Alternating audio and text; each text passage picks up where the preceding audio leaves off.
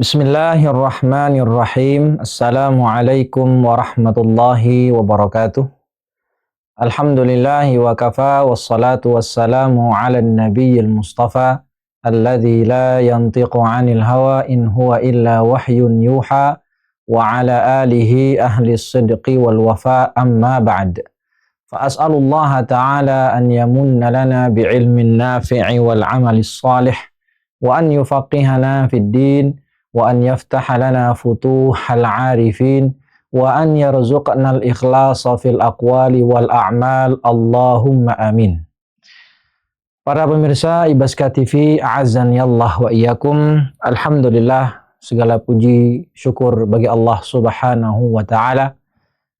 Pada kesempatan hari ini, sebagaimana biasa kita bisa berjumpa kembali di setiap hari Selasa pekan pertama.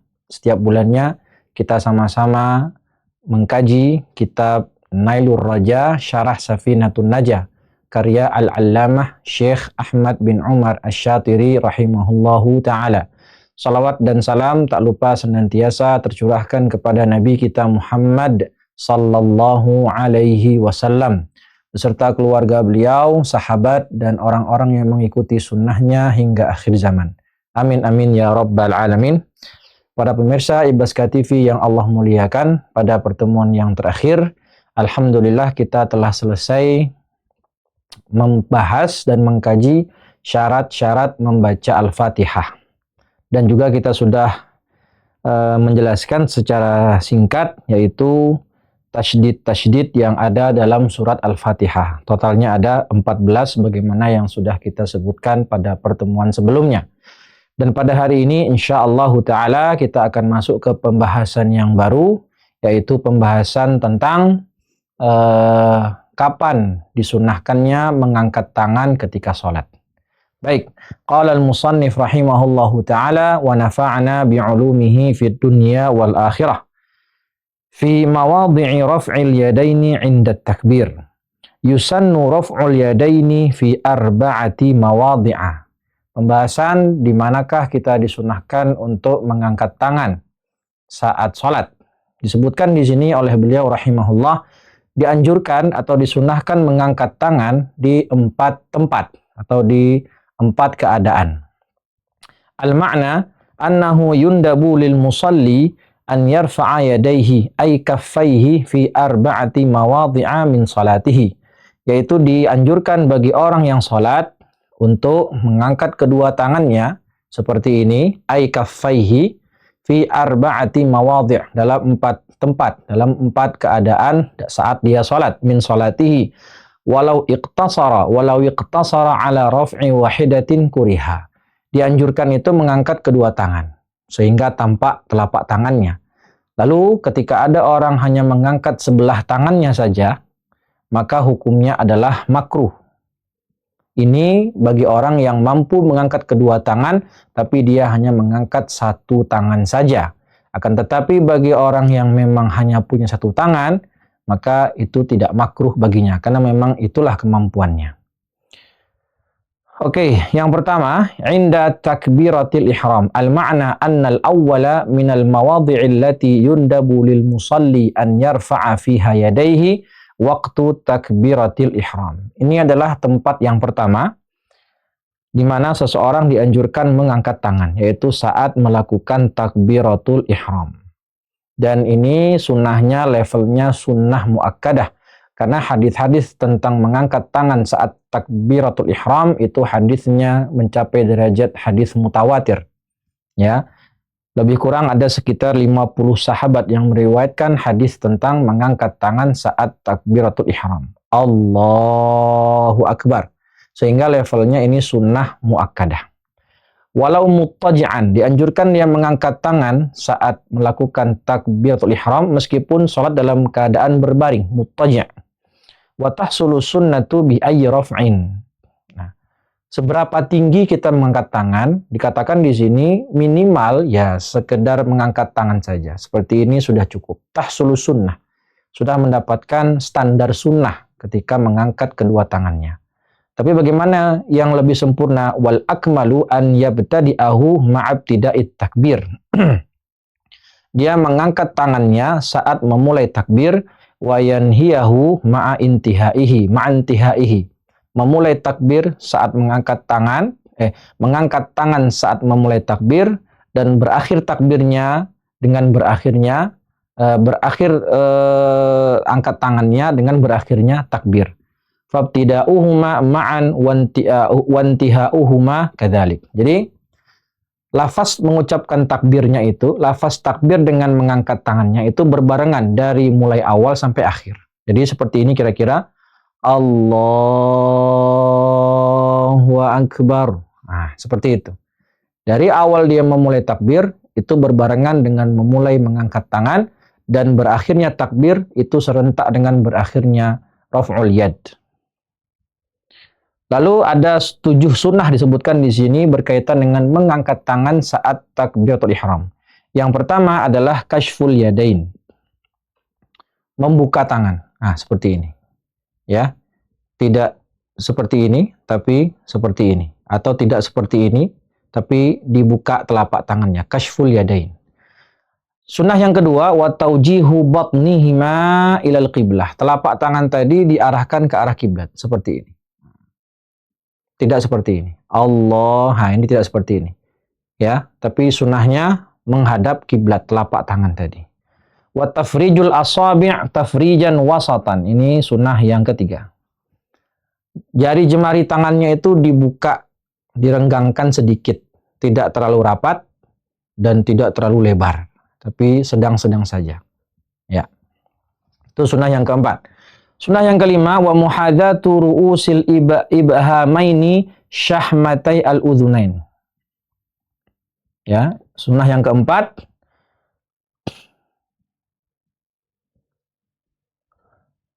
Sunnah yang keempat yaitu ru'usul ibhamain, jempol itu sejajar dengan syahmatai udhunain. Ini loh, telinga bagian bawah. Jadi disejajarkan jempol dengan telinga bagian bawah. Ya, kemudian sunnah yang kelima, wa ru'usi baqiyatil asabi' a'la al-udhunain. Sedangkan jari jemari yang lain itu sejajar dengan a'la al-udhunain. Jadi yang jempol sejajar dengan bawah, telinga bagian bawah, ujung jari sejajar dengan bagian telinga atas.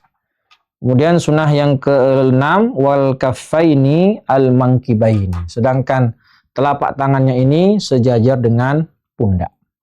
Ya. Jadi total ada 7 sunnah ya. 6 yang di bawah, yang lain itu tambah 1 di atas. Yaitu takbirnya berbarengan dengan mengangkat tangan. Jadi kira-kira seperti ini. Allahu Akbar. Nah, seperti itu. Itu tempat yang pertama atau keadaan yang pertama dianjurkan mengangkat tangan. Kemudian yang kedua, wa 'inda ruku'i al-ma'na anna thaniya min al-mawadhi' allati yundabu lil musalli an yarfa'a fiha yadayhi waqtu ruku'. Ketika hendak akan ruku' itu dianjurkan untuk mengangkat kedua tangan. Wa tahsulu sunnatu bi ayyi raf'in. Tadi sama. Ya, yang penting angkat tangan. Yang sempurna seperti ini, kalaupun hanya sedikit saja itu juga tidak mengapa, alias tahsulu sunnah, mendapatkan minimal sunnah. Wal akmalu an yabda'a birraf'i qa'iman ma'abtida'it takbir, fa idza hadza kaffahu manqibaihi inhana. Wa yamuddu takbira ila an yastaghriqa fir ruku'. Ya. Sempurnanya bagaimana? An yabda'a ar-raf' qa'iman ma'abtida'it takbir. Jadi ketika takbir hendak ruku, ya, Allah, fa idza hadza kaffahu mankibaihi, ketika sudah sejajar telapak tangan ini dengan pundaknya, inhana, dia mulai merunduk ke bawah. Wa yamuddu lafdhu takbir. Wa yamuddu di sini lafaz takbirnya, lafdhu takbira ila an yastaghriqa fir ruku'. Jadi kira-kira seperti ini. Allahu Akbar sampai dia rukuk sempurna, takbirnya selesai. Jadi Allahu Akbar. Lafaz takbirnya dimulai dari awal sampai dia ke posisi rukuk. Seperti itu. Kemudian yang ketiga, posisi bangkit dari ruku atau ketika i'tidal. Anna thalitha minal mawadhi'i allati yundabu lil musalli an yarfa'a fiha yadayhi waktu i'tidalihi minar ruku'. Saat dia i'tidal, bangkit dari ruku'. Ya, sami Allahu liman hamidah fayarfa'uhuma ma'abtida'i raf'i ra'sihi. Jadi ketika posisinya sedang ruku', dia memulai mengangkat tangannya bersamaan dia mengangkat kepalanya. Sami Allahu liman hamidah fayarfa'uhuma ma'abtida'i raf'i ra'sihi. Berbarengan mengangkat tangan berbarengan dengan mengangkat kepala dari posisi ruku menuju i'tidal ilal intisab sampai dia sudah badannya tegak. Faidza intasaba arsala yadaihi. Kalau sudah berdiri baru dia lepaskan tangannya. Jadi kira-kira begini. Dia tadi ruku, sami Allahu liman hamidah, baru lepas. Jadi tangannya itu ketika bangkit dari ruku, sami Allahu liman hamidah, sudah berdiri, baru di irsal, dilepaskan ke bawah. Jadi bukan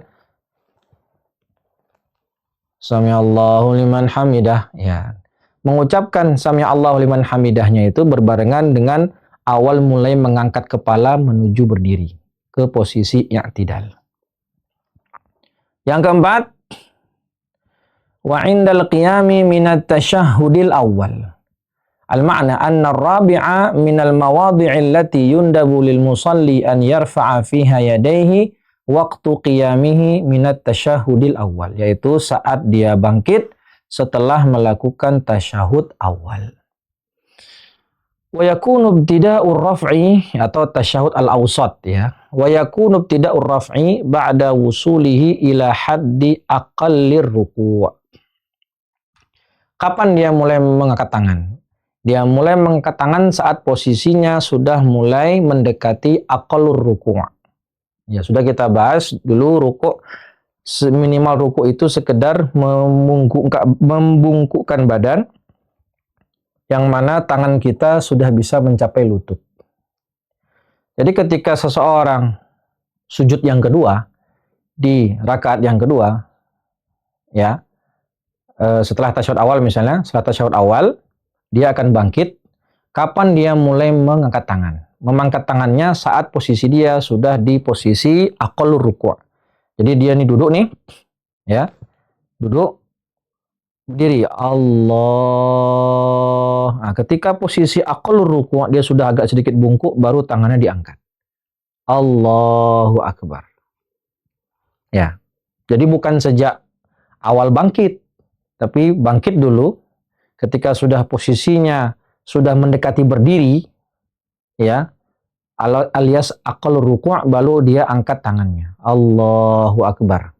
Untuk mengangkat tangan ketika menuju rakaat yang ketiga. Atau setelah tasyahud awal. Ya, itu dia. Ada 4 keadaan di mana seseorang dianjurkan untuk mengangkat tangan saat sholat. Dan yang paling ditekankan itu yang pertama, saat melakukan takbiratul ihram. Kita sudah jelaskan ya dalam pembahasan rukun-rukun sholat, yang rukun itu mengucapkan lafaz takbirnya, Allahu Akbar, itu yang rukun. Sedangkan mengangkat tangan saat melakukan takbiratul ihram itu levelnya sunnah muakkadah. Ya, kalau ditinggalkan hukumnya makruh. Pembahasan berikutnya, faslun syurutus sujudi sab'atun. Pembahasan tentang syarat-syarat ketika sujud. Ya. Syarat sah ketika sujud. Apa saja syarat yang mesti dilakukan ketika kita sujud supaya sujud kita sah. Al-ma'na anna syuruta allati tushtaratu li sihhati sujudi fi kulli salatin sab'ah. Ya. Dalam mazhab Syafi'i ada 7 syarat yang mesti dipenuhi agar sujud kita sah. Idza akhalla al-musalli biwahidin minha lam yasihha sujuduhu. Tuh. Kalau ada satu saja di antara 7 syarat ini yang tidak terpenuhi, sujudnya nggak sah. Ya, akhalla. ada satu saja yang tidak terpenuhi, biwahidin minha lam yasih sujuduhu. Ya, sujudnya nggak sah. Konsekuensinya apa? Ya dia harus ulang sujudnya supaya sujudnya terhitung sah. Kalau nggak diulang, batalat sholatuhu. Ya, berarti batal sholatnya karena ada rukun yang tidak terpenuhi. An yasjuda ala sab'ati a'dha. Al-ma'na anna al-awwala min syurutis sujudi an yasjudal musalli ala jami'il a'dha'is sab'atil ati bayanuha. Ya, bahwasanya yang pertama di antara syarat-syarat sujud adalah seorang yang sedang sholat itu harus sujud dengan 7 anggota sujud yang akan dijelaskan. Ala jami'il a'dha' as-sab'ah. Ya, dengan 7 anggota sujud semuanya yang nanti akan dijelaskan. Bi an yadha'a ala maudhi'i sujudihi juz'an min jabhatihi. Ini yang pertama. Ya, 7 anggota sujud tadi apa saja? Yang pertama, jabhah, jidat. Apakah harus seluruh jidat mengenai tempat sujud? Tidak. Kata ulama di sini, kata Syekh Ahmad bin Umar Asy-Syatiri, juz'an, sebagian jidat saja sudah cukup.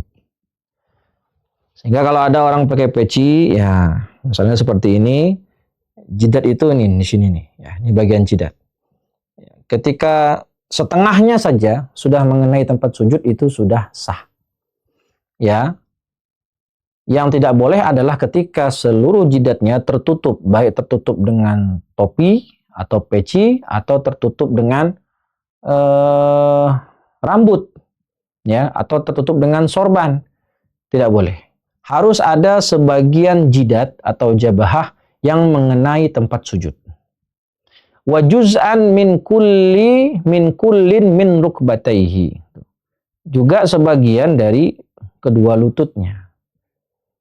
Ya, artinya lututnya harus mengenai tempat sujud. Kedua lututnya. Berarti sudah 3 itu. 1 jidat, kemudian 2 lutut. Wa juz'an min butuni asabi'i kullin min kaffaihi. Ya, sebagian dari telapak tangannya. Ya. Ada sebagian telapak tangan yang mengenai tempat sujud. Tidak boleh sujudnya begini misalnya. Nah, misalnya seperti ini. Mengepalkan tangan. Ya, sujud sambil mengepalkan tangan berarti ini tidak memenuhi syarat sah sujud. Karena tadi disebutkan wajuz'an min butun asabi, bagian dalam jari jemari. Ya, butun asabi ini nih. Harus ada bagian jari bagian dalam ini yang mengenai tempat sujud. Min kaffaihi. Oke, berarti 1 2 3 4 5. Ya, lutut. Wajuz'an min butuni asabi'i kullin min rijlaihi. Begitu pula sebagian dari bagian dalam jari jemari kaki. Ya, bagian dalam dari jari jemari kakinya harus ada yang mengenai tempat sujud. Walau usbu'an min kulli yadin wa rijlin. Meskipun hanya 1 jari saja. Ya, meskipun hanya 1 jari saja, baik itu dari jari tangan maupun dari jari kakinya. Intinya 7 anggota sujud tadi harus mengenai tempat sujud. Kalau ada satu yang tidak menempel, ya berarti syarat sah sujudnya tidak terpenuhi.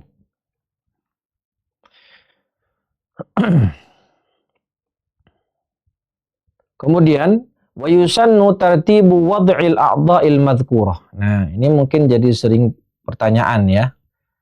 Lebih duluan lutut atau tangan? Ya, lebih duluan lutut atau tangan saat sujud? Ya.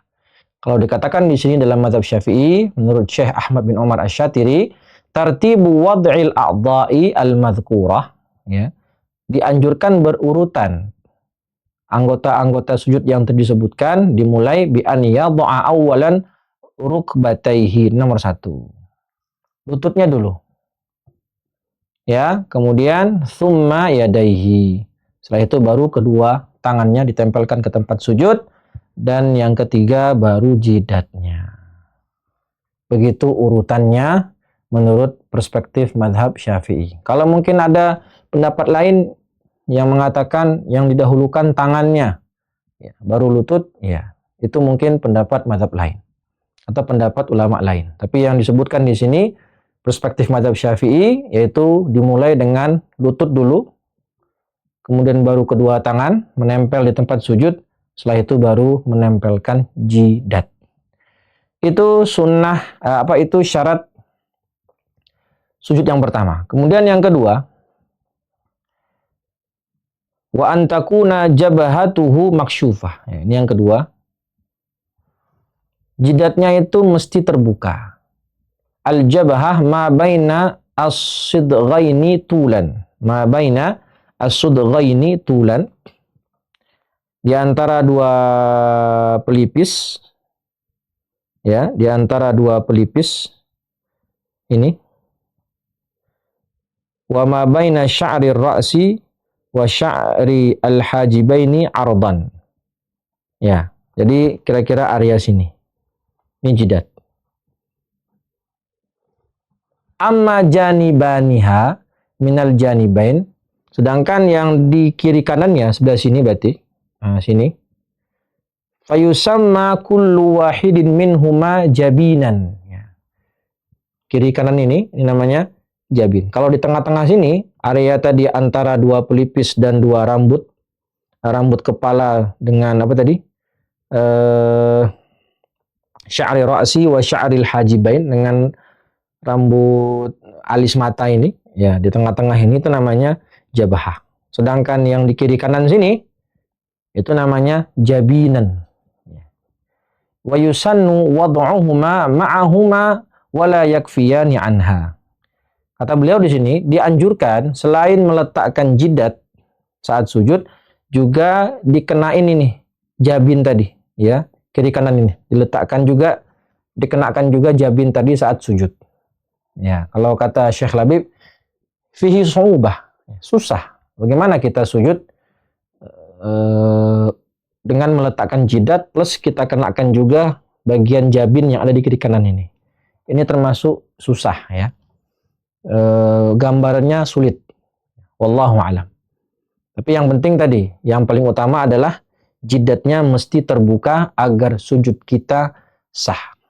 Dan apakah harus semua yang terbuka? Tidak. Minimal sebagian saja itu sudah mencukupi. Al-ma'na, maknanya adalah an-nathaniya min syurutis sujudi, syarat sujud yang kedua, antakuna jabahatul musalli maksyufah, jidat orang yang salat itu terbuka. Bi an yubashira ba'du basyaratiha au sya'riha musallahu. Sebagiannya harus terbuka minimal, ya. Jidat ini menempel di tempat sujud, atau sya'riha, rambut yang ada pada jidat menempel ke tempat sujud. Jadi kalau ada orang tumbuh rambut di sini, di jidatnya tumbuh rambut, kemudian dia pakai buat sujud, ini tetap sah. Kenapa? Karena ini jidat, rambutnya itu memang tumbuh di jidat, sehingga dihukumi sama seperti jidat itu sendiri. Beda kalau tertutup jidatnya sama rambut kepala. Ya, kalau tertutup semua jidat oleh rambut kepala, berarti sujudnya tidak sah. Mesti dia singkapkan sedikit agar ada sebagian jidat yang mengenai tempat sujud. Beda kalau memang rambutnya itu tumbuh di jidat. Nah, beda. Berarti dia sama dihukumi dengan jidat itu sendiri. Amma baqiyatul a'dha fayusannu kashful yadaini warrijlaini minha wa yukrahu kashfu ma ada ma yajibu satruhu minar rukbataini. Jidat tadi wajib untuk dibuka, ya, wajaba kashfuha, itu jidat. Sedangkan anggota sujud yang lain apakah wajib dibuka? Seperti tangan. Apakah wajib dibuka? Jawabannya enggak. Disunnahkan, kalau kedua tangan tadi disunnahkan dibuka. Begitu pula dengan kaki. Ya, disunnahkan dibuka. Ini tentu khusus bagi laki-laki, ya. Ya, ini khusus untuk laki-laki. Kalau perempuan ya nanti beda ceritanya. Wa yukrahu kashfu ma ada ma yajibu satruhu minar rukbataini. Dan makruh untuk membuka, ya, untuk membuka selain apa yang wajib ditutup dari kedua lutut. Ya, lutut kan itu mesti ditutup. Ya, lutut itu mesti ditutup. Meskipun dia bukan aurat, tetapi kalau dia tidak ditutup sempurna, maka akan dikhawatirkan akan membuka aurat yang mesti ditutup. Karena kaidahnya ma la yatimul wajibu illa bihi fahuwa wajib. Ya, kalau lutut tadi tidak kita tutup agak ke bawah sedikit, maka dia khawatirkan nanti ketika kita sujud, aurat kita yang di atas lutut itu terlihat. Maka makruh untuk membuka bagian yang memang itu melebihi yang wajib ditutup saat sholat. Ya, yang wajib ditutup saat sholat, makruh untuk dibuka. Nah, jadi tetap ditutup. Sehingga dari sini kita bisa simpulkan, kalau ada orang dalam keadaan normal, ya, dalam keadaan normal, ini laki-laki khususnya, dia sholat dengan memakai sarung tangan dan dengan memakai kaos kaki. Apakah sholatnya sah? Dijawab sah. Selama tadi jidatnya itu terbuka. Karena yang wajib dibuka saat sholat itu bagian jidat. Sehingga kalau ada laki-laki sholat pakai kaos kaki dan pakai sarung tangan, ya hukumnya makruh. Kalau dalam keadaan normal. Kecuali kalau dalam keadaan menggigil, kedinginan atau cuaca dingin. Seperti negara-negara yang ada saljunya itu, subuh-subuh dia harus ke masjid misalnya. Ya mau nggak mau dia harus pakai kaos kaki. Kalau nggak menggigil. Nah kalau memang ada hajat seperti itu, maka kemakruhannya menjadi hilang. Tapi kalau dalam keadaan normal, sebaiknya kita laki-laki sholat tidak dengan menggunakan kaos kaki. Karena tadi dianjurkan untuk dibuka bagi laki-laki. Oke, kemudian sunnah yang ketiga, wattahamul bi ra'sihi. Al-ma'na anna tsalitsa min syurutis sujud an yatahamal al-musalli bi ra'sihi bihaitsu law kana tahtahu qutnun langkabas. Jadi yang namanya sujud itu apa istilahnya ya? Agak ditekan kepala kita itu ke tanah.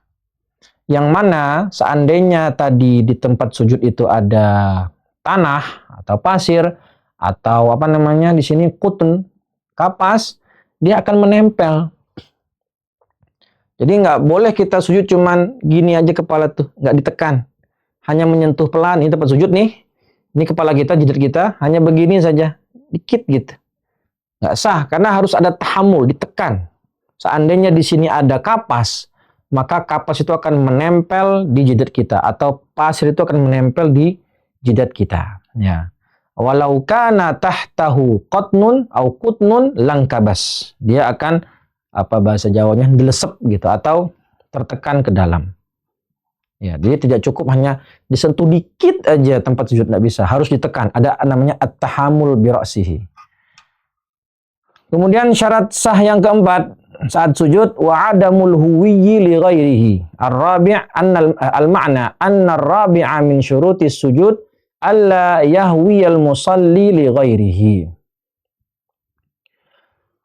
Ketika orang hendak sujud, ya memang dia sengaja untuk sujud. Diniatkan ketika dia turun ke bawah itu, diniatkan memang untuk sujud. Innamal a'malu binniyat. Jadi ketika dia sami Allahu liman hamidah, Rabbana walakal hamd, saat hendak akan turun menuju sujud, memang diniatkan untuk sujud. Bukan diniatkan untuk yang lain. Karena kalau nanti ketika dia saat ke bawah itu niatnya untuk selain sujud, terus tiba-tiba dia bilang, sudahlah kalau begitu saya jadikan aja nih buat sujud. Nggak sah. Karena tadi niatnya saat turun bukan untuk sujud. Maka kalau begitu wajib dia kembali ke posisi i'tidal atau ke posisi sebelum sujud, kemudian dia ulangi sujudnya dengan niat bersujud. Maka dikatakan di sini, alla yahwiyal musalli li ghairihi. Tidak boleh dia ketika turun ke bawah, merunduk ke bawah, berniat selain untuk sujud. Falau saqata minal i'tidali ala wajhihi qahran. Ada dari i'tidal. Mungkin lagi sholat dia ngantuk mungkin ya. Lagi i'tidal ngantuk jatuh debuk gitu. Pas dia jatuh itu pas berbarengan dengan orang sedang posisi sujud, imam sedang posisi sujud. Lalu dia bilang, ya udah sekalian sujud aja sekalian. Nah, ini nggak boleh. Karena tadi dia saat jatuh tidak ada niatnya untuk sujud. Falau saqata minal i'tidal ala wajhihi qahran, jatuh ke bawah saat posisi i'tidal, maka kemudian dia jadikan itu sebagai sujudnya, lam yuhsab lahu, tidak dianggap itu, nggak dihitung sebagai sujud. Kenapa? Karena saat dia tadi menjatuhkan diri ke bawah, tidak ada niatnya untuk melakukan sujud. Maka apa kewajibannya? Fayajibu alaihi al-audu ilal i'tidali liyahwiya minhu. Maka wajib dia kembali berdiri ke posisi i'tidal, ke posisi sebelum sujud, untuk berdiri lagi dan dia ulangi sujudnya dengan berniat sujud. Bi khilafi ma law saqata minal huwiyyi lahu. Beda kasusnya dengan orang yang dia sejak awal sudah berniat sami Allahu liman hamidah, kemudian dia udah pasang niat untuk bersujud, tahu-tahu jatuh. Ya. Tahu-tahu jatuh. Lau saqata minal huwi lahu, ay saqata ba'da an qasadal huwi. Sudah berniat untuk mau sujud, tapi terjatuh duluan. Ya, ke bawah. Maka sujudnya sah. Kenapa? Karena dia sudah berniat tadi untuk sujud. Begitu pula, au minal i'tidal ba'da qasdihil huwi lahu. Dia jatuh dari i'tidal tadi setelah dia berniat.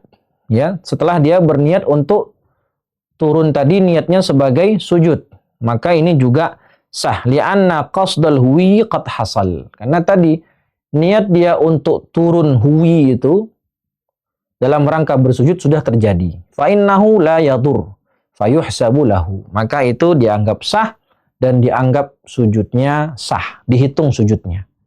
Ya, yang tidak boleh tadi dia lagi i'tidal, belum ada niat untuk turun sebagai niat sujud, kemudian terjatuh.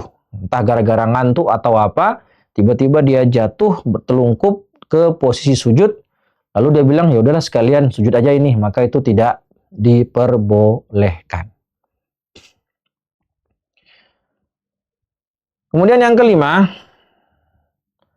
wa alla yasjuda ala syai'in yataharraku biharakatihi. Nah, ini sering terjadi ya. Tidak boleh seseorang itu sujud pada tempat sujud ya, yang mana dia adalah benda yang ikut bergerak dengan gerakan kita. Ya. Al-ma'na annal khamisa min syurutis sujud alla yasjudal musalli ala syai'in mahmulin lahu. Nih, kata-kata mahmul ini penting kita tandai.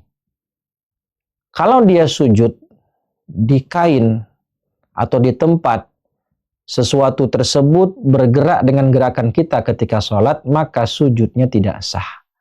Alla yasjudal musalli ala syai'in mahmul. Tidak boleh orang yang sujud tadi, dia sujud di kain atau benda yang menempel pada dia saat sholat. Yataharraku biharakatihi. Yang mana benda itu ikut bergerak dengan gerakan dia saat sholat. Fatabtulu sholatuhu bihi. Maka kalau dia lakukan seperti itu, sholatnya bisa batal. In alima wa ta'ammada. Jika dilakukan dalam keadaan dia itu tahu tidak boleh dan menyengaja, maka sholatnya batal. Wa illa, kalau dia nggak tahu, jahilan, au nasian, maka sholatnya nggak batal, tapi dia wajib ulangi sujudnya. A'adahu. Ya, a'adahu. Contohnya, ya, sering saya pernah dengar salah seorang ustadz mencontohkan, ada orang sholat pakai sorban. Ya, sholat pakai sorban. Sorbannya itu ekornya panjang banget. Ya, ini diikat di kepala, tapi sisanya masih ada panjang banget. Ketika orang ini sholat, pas lagi sujud, tali sorbannya tadi yang tersisa itu membentang di tempat sujudnya. Ya, ujung tali sorban yang masih tersisa banyak itu pas dia hendak mau sujud tiba-tiba membentang di tempat sujudnya. Lalu dia letakkan jidatnya tadi di atas sorban yang tadi. sisa tadi itu di bawah. Maka dia sujud di atas sorban. Yang mana sorbannya itu yataharraku biharokatihi. Bergerak sebagaimana gerakan dia. Itulah yang disebut tadi, kalau dia sengaja melakukan itu. Padahal dia udah tahu nih. Kayak saya misalnya nih, saya sengaja, saya udah tahu itu nggak boleh. Dan saya lakukan itu sengaja. Saya sholat, bawa selendang atau sorban yang panjang, kemudian pas sujud, sengaja saya bentangkan sorban tadi di atas tempat sujud saya. Kemudian saya sujud di atas sorban tadi. Yang mana sorban tadi melekat di tubuh saya. Yataharraku biharokati. Maka sholat saya batal otomatis. Fatabtulu sholatuhu in alima wa ta'ammada. Kalau dikerjakan secara sengaja dan tahu kalau itu tidak boleh. Tapi kalau orang yang nggak tahu atau lupa, maka sholatnya tidak batal. Tetapi wajib dia ulang. Wajib dia ulang lagi sujudnya, maka sholatnya dianggap sah. Walau sajada wa huwa yusalli qa'idan ala syai'in la yataharraku biharakatihi. Nah, sekarang ada kasus lain nih. Ada orang sholat wa huwa yusalli qa'idan, dan dia sholat dalam keadaan duduk. Dia sholat dalam keadaan duduk, kemudian sujud di atas sesuatu yang tidak bergerak dengan gerakannya. La yataharraku biharakatihi. Kalau dia duduk, maka tempat dia sujud tadi tidak bergerak dengan gerakannya. Kemudian, walau shalla qa'iman la taharraka biharakatihi. Tapi kalau dia sholat berdiri, sesuatu tadi ikut bergerak dengan gerakannya. Maka kata Ibnu Hajar dan Al-Khatib Asy-Syirbini, itu tidak mengapa, sah-sah saja. Karena tadi yang dihitung adalah posisi dia ketika sholat. Kalau dia sholatnya sambil duduk, dan benda tadi, tempat dia sujud tadi tidak bergerak dengan gerakannya, kalau dia sholat dalam keadaan duduk, ya sah-sah saja. Meskipun pada hakikatnya, kalau dia bawa sholatnya sambil berdiri, maka benda tadi ikut bergerak dengan gerakannya, maka itu bisa membatalkan. Kalau dia berdiri, tapi faktanya kan dia lagi duduk. Dan tadi kalau dia duduk tidak bergerak. Ya, maka kata Ibnu Hajar Al-Haytami dan Al-Khatib Asy-Syirbini rahimahumallahu taala, itu tidaklah membatalkan sholat. Wa'tamada Ramli ad-dharar. Sedangkan pendapat berseberangan dengan dua imam tadi, Imam Ar-Ramli mengatakan itu tetap membatalkan sholat. Wa kharaja bi mahmulin nahwu saririn. Tadi kan kita bicara ada orang sholat dengan mengenakan sesuatu. Seperti tadi sorban, atau sajadah yang dikalungkan di lehernya, atau apapun, selendang atau apapun. Yang mana kemudian saat dia sholat, selendang itu jatuh, yang membentang, ikut membentang ke tempat sujud, kemudian dia meletakkan jidatnya di situ. Maka ini yang tadi disebutkan bisa membatalkan sujudnya, bahkan membatalkan sholatnya. Tapi kalau dia membawa suatu kain, yang mana kain itu tidak dia sandang, wa kharaja bi mahmulin nahwu saririn yusalli alaihi wa huwa yataharraku biharakatihi. Dia sholat di atas kasur misalnya, di atas spray.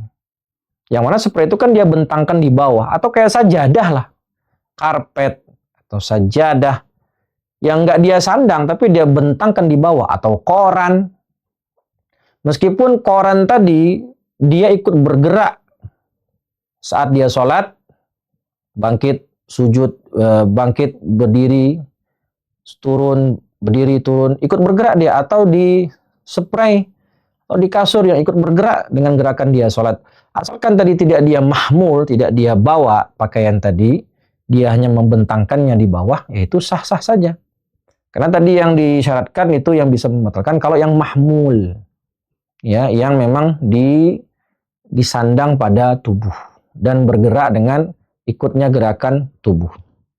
Wa kharaja bi mahmulihi nahwu saririn yusalli alaihi wa huwa yataharraku biharakatihi fa innahu la yadur. Artinya salatnya tetap sah. Wa kadzalika la yadurru sujudu ala ma fi yadihi. Begitu pula tidak masalah orang sujud, misal dia salat sambil megang buku. Ya, salat sambil megang buku. Kemudian ketika sujud, buku itu dia sambil dia pegang buku tadi, kemudian dia taruh di atas tempat sujud, kemudian jidatnya dia tempelkan di buku tersebut. Itu la yadur juga, kata Syekh Ahmad bin Umar Asy-Syatiri. Enggak mengapa, alias salatnya tetap sah. Li'annahu fi hukmil munfasil. Karena tadi buku yang dia pegang tadi itu dihukumi adalah hukum munfasil, terpisah. Tidak disebut sebagai mahmul. Ya, tidak disebut sebagai mahmul.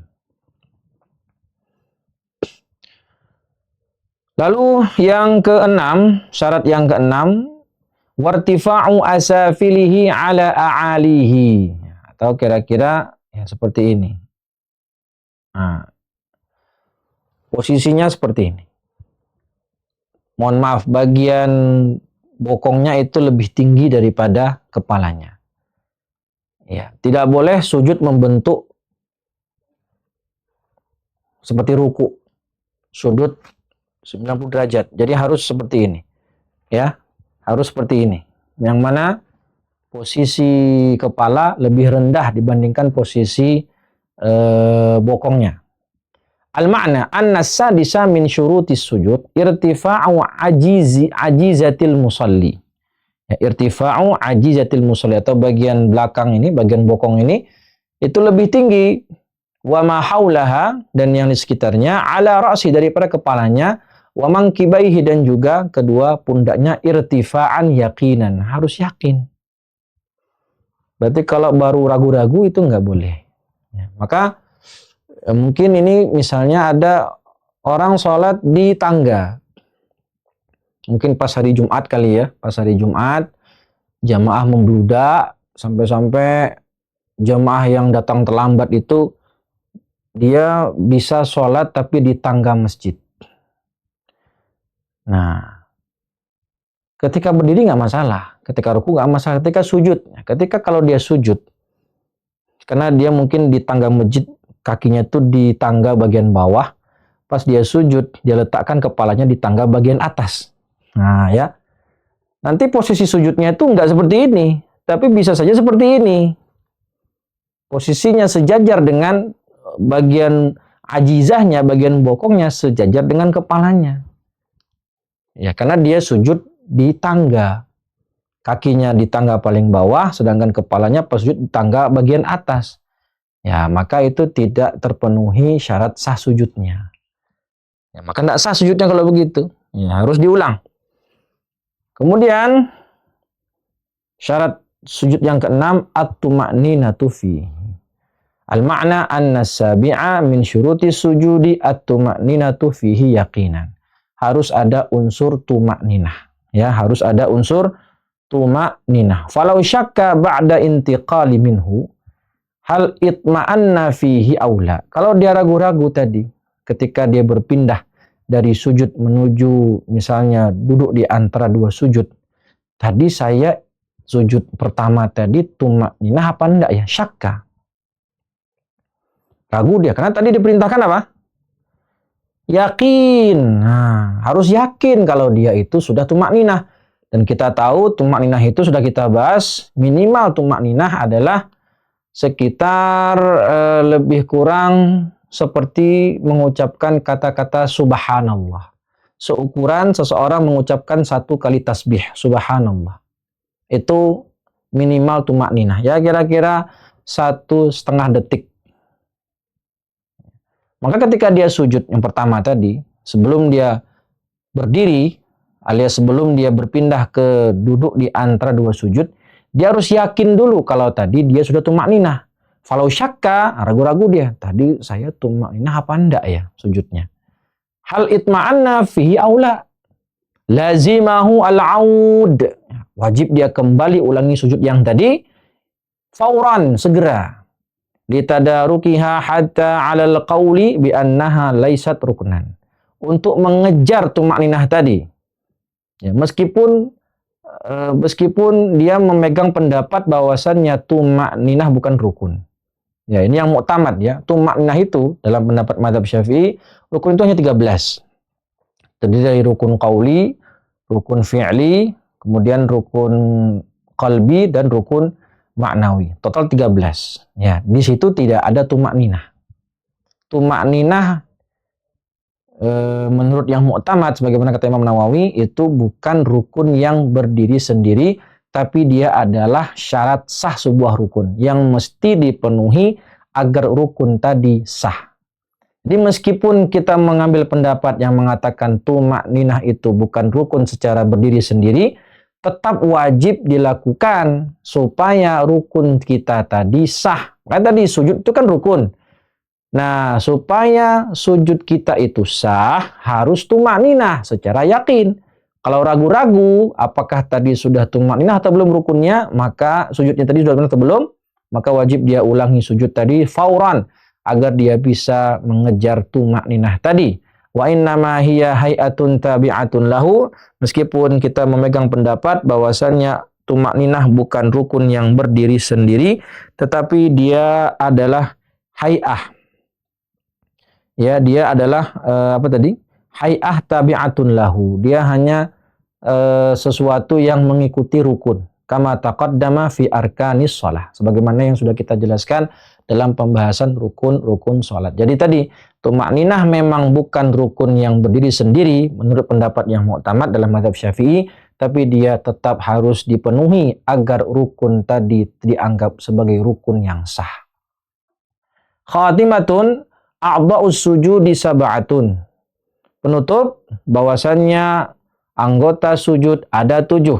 Pertama jabahatun, kemudian butuni asabi'il kaffain, bagian dalam jari jemari ini, ya, berarti 2. Warukbatani, kedua lutut. Wa butunu asabi'ir rijlaini, kemudian bagian dalam jari jemari kaki. Ishtamalat hadhil khatimatu ala bayani ma yushtaratu an yakuna sujudu alaihi minal a'dha' wa hiya ma'rufatun ghaniyatun 'anil bayan.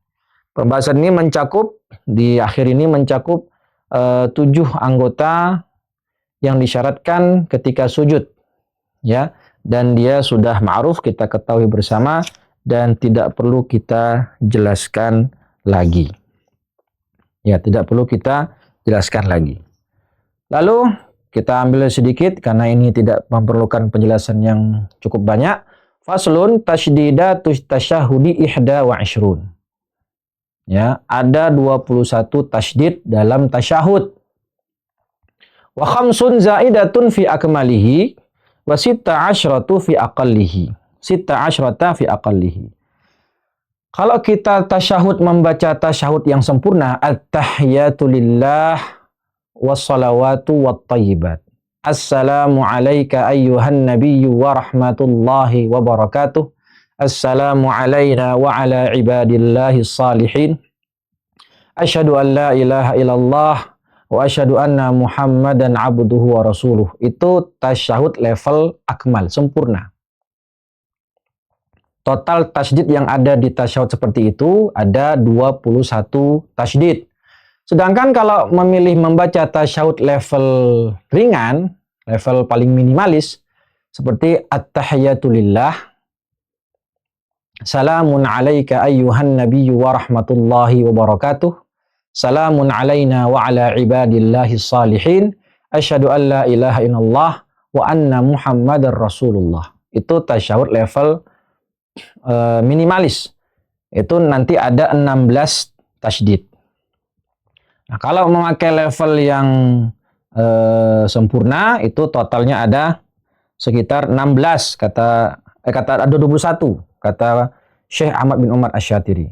At-tahiyatu 'ala ta' wal ya, tasydidnya ada dalam huruf ta dan ya, al-mubarakatu di atas sa, at-thayyibat di atas ta dan ya, lillah di atas lamul jalalah, kemudian assalam di atas sin, alaika ayyuhan nabiyyu di atas ya, di atas nun dan di atas ya lagi, wa rahmatullah di atas lamul jalalah, wa barakatuhu assalamu di atas sin, alaina wa ala ibadillahi di atas lamul jalalah, as-salihin di atas sad, asyhadu an la ilaha di atas lam alif, ya, illallah itu ada di atas lam alif dan juga di atas lamul jalalah, wa asyhadu anna di atas nun, Muhammadan Rasulullah di atas mim, dan di atas mim Rasulullah di atas lamul jalalah. Wa 'alar ra, ya, wa 'alar ra tadi Muhammadan Rasulullah, Muhammadar Rasulullah di atas mim Muhammad, di atas ra Rasul, dan di atas lamul jalalah Allah. Bayyanal muallifu fi hadzal fasli mawadhi'a tasydidati tasyahudi wa 'addadaha. Di sini musannif sedang menjelaskan berapa jumlah tasydid dalam tasyahud. Kalau tasydidnya dengan bacaan yang paling sempurna itu ada 21, kalau dengan bacaan minimalis itu ada 16. Min annaha ihda wa ishruna tasdidah, totalnya 21, sita asyrata fil wajibil ladzi la budda minhu. Kalau membaca tasyahud yang paling minimalis, yang sekedar wajibnya saja itu ada 16. Kalau tadi tasyahudnya sempurna ada 21. Wa khamsun fima yuzadu nadban alaihi wa kulluhu zahirun la yahtaju ila syarh. Semuanya jelas. Jadi hanya menyebutkan saja, tidak perlu ada penjelasan lebih lanjut. Ya. Kemudian sedikit lagi, faslun tasydidatu aqallus salati 'ala nabiyyi sallallahu alaihi wasallam arba'un. Lalu masuk ke berapa jumlah tasydid yang ada pada sholawat. Allahumma ala Al-lam wal mim, Allahumma. Jadi minimal sholawat itu Allahumma salli ala Muhammad. Itu minimal sholawat. Ada 4. Allahumma di atas lam dan di atas mim. Salli di atas lam lagi. Ala Muhammadin di atas mim. Wa aqallus salam, sedangkan minimal salam itu assalamu alaikum. Kalau maksimal salam dalam sholat itu assalamu alaikum warahmatullah. Tanpa mengucapkan wabarakatuh. Ya, menurut mazhab Syafi'i, kecuali kalau sholat jenazah baru ditambahkan assalamualaikum warahmatullahi wabarakatuh. Tapi kalau untuk sholat fardu atau sholat sunnah yang lain itu salamnya cukup assalamualaikum warahmatullahi yang sempurna. Kalau minimal assalamualaikum sudah sah, dan itu hanya ada satu tasydid yaitu di atas sin. Ya. Wa bayyana fi hadzal fasli aidan mawadhi'at tasydidati fi aqalli salati 'ala nabi sallallahu alaihi wasallam al-mujzi'ah fi shalah, yang standar minimal untuk salat, untuk salawat Allahumma shalli ala Muhammad. Kalau mau lengkap sampai innaka hamidum majid, ya. Wa anna 'adadaha arba'un, jumlah tasydid di minimal salawat ada 4. Wa anna tasydida aqalli salam al-mujzi'i fi tahalluli minas shalah maudhi'uhu as-sin, dan minimal salam tadi assalamu alaikum dan tasydidnya hanya ada satu di atas huruf sin. Wa huwa la yahtaju ila syarhin aidan, dan ini tidak butuh penjelasan sama sekali karena hanya menghitung saja. Selanjutnya pembahasan tentang awqatus salati khamsah, waktu-waktu salat yang 5, insyaallah kita akan bahas pada pertemuan selanjutnya. Demikian yang bisa kita bahas dan kita kaji pada kesempatan kali ini. Semoga apa yang kita bahas bermanfaat dan bisa kita amalkan dalam ibadah kita sehari-hari. Demikian dari saya, semoga bermanfaat dan mohon maaf atas segala kata. Kurang lebihnya kita tutup dengan membaca hamdalah dan doa kafaratul majlis. Alhamdulillahirabbil alamin. Subhanakallahumma wa bihamdika asyhadu an la ilaha illa anta astaghfiruka wa atubu ilaih. Wallahul muwaffiq ila aqwamit thariq. Wassalamualaikum warahmatullahi wabarakatuh.